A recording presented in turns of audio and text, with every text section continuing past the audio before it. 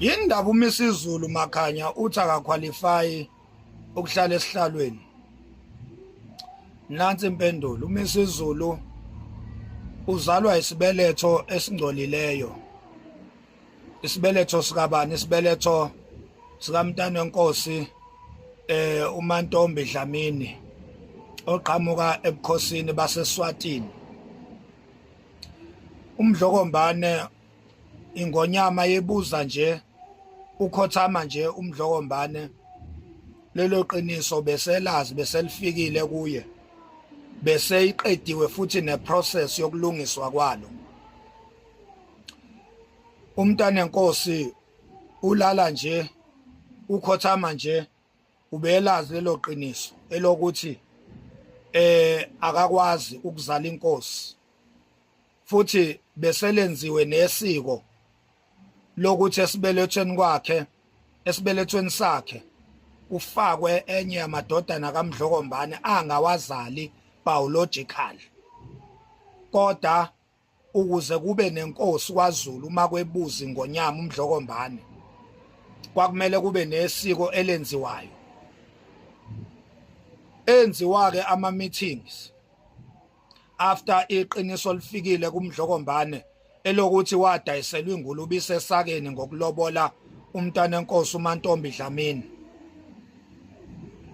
Kwabe sekwenziwa ama-meeting ukuthi lelo phutha lizolungiswa kanjani na.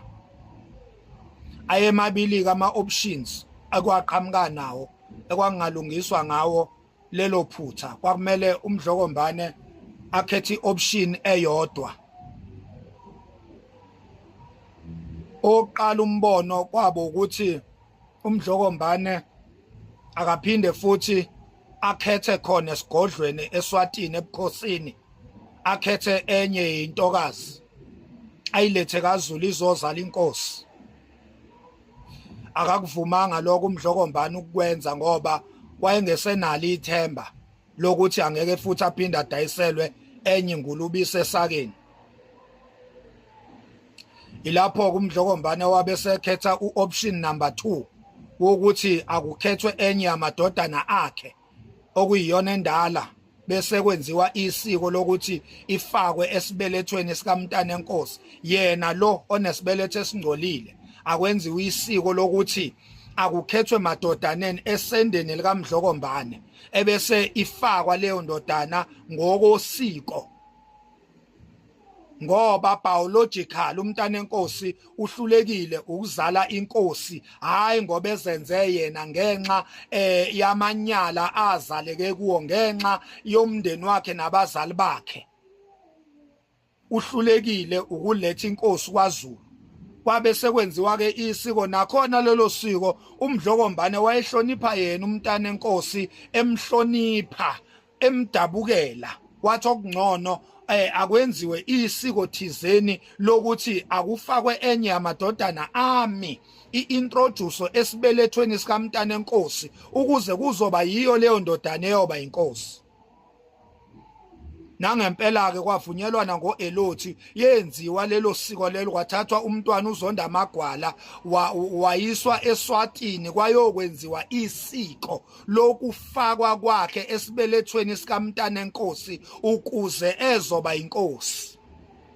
Ngicela ukukuphinda-ke lokho, ngithi mina lenziwa isiko elalichazwe ukuthi nansi inkosi. AbaseSwatini, abasesigodlweni saseSwatini bayakwazi lokho, lenziwa yibo lelo siko lelo ngoba ibone kwakumele balungise iphutha lenkohlakalo yokudayisela uMdlokombane ingulube isesakeni. Iliphi lelo phutha Makhanya elenziwa ubukhosi baseSwatini na? Uchaza ukuthini mawuthi ebukhosini baseSwatini indlunkulu yakwaZulu yadayiselwa ingulube isesakeni ngokuthi inikezwe uMntane Nkosi uMantombi Dlamini na? Usho ukuthini ngaloko na? Ubhuti wasesigodlweni eSwatini walala nosisi wakhe ukuze kuzaleke uMntane Nkosi uMantombi. asiqhubekeni. Kwasuka indodana yalala nendodakazi, kwazalwa umntanenkosi uMantombi Dlamini. Uyayiva ke ngokho amaqiniso lawa eningawazi izulu. Enye into ungayikhuluma uyidefend uzume ngomlenze owodwa kanti wenziwe okungazi. Ubhuti noma indodana ezala umntanenkosi kanye nonina kamntanenkosi bayalamana bandawonye.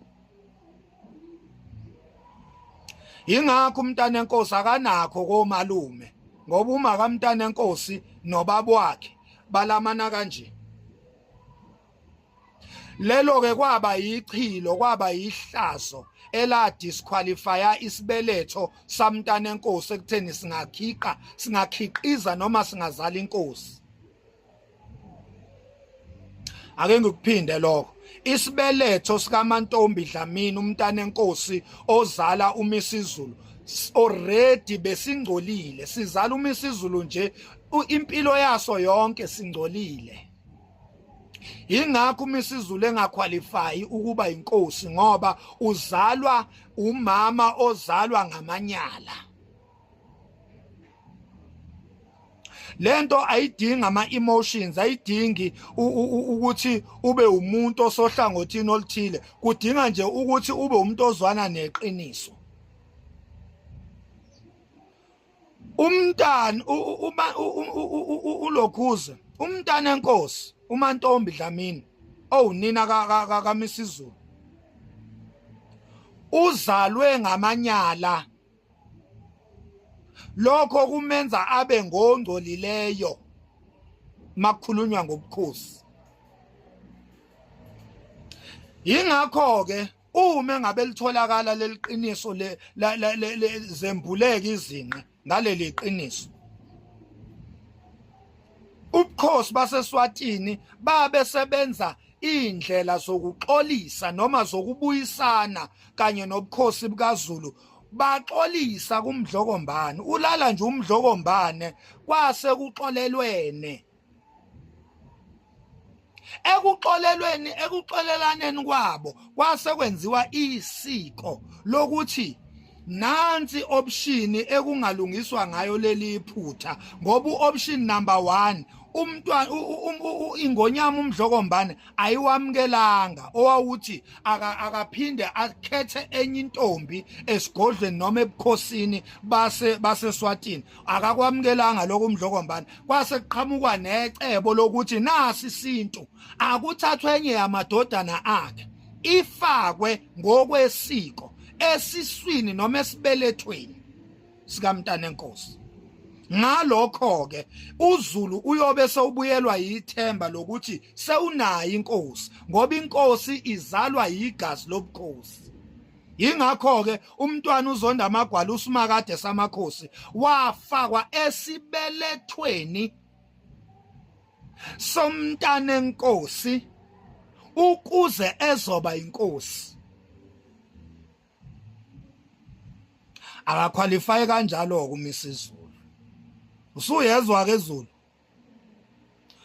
isibeletho biologically esizala uMisizulu asiqualify ngokobukhosi ukuzala inkosi. Singcolile, siqhamuke ngamanyala. Isibeletho esizala uMisizulu siqhamuke emanyaleni noma sizaleke emanyaleni. Umntanenkosi uzalwe ngamanyala. Siyakubona lokhu kwakho uMisizulu ukuthi vele uyahluleka, uyisidakwa, udla ama-drugs, ujahwa yifebe. Siyakubona lokho nokuthi naye waphinda futhi leyo mistake yokulala nosisi wakhe wazala ingane. Siyakubona konke lokho. Sakhuluma nje ngesibeletho aphuma kuso ukuthi sona nje sisodwa kwaZulu kulichilo ukulala nodadewethu.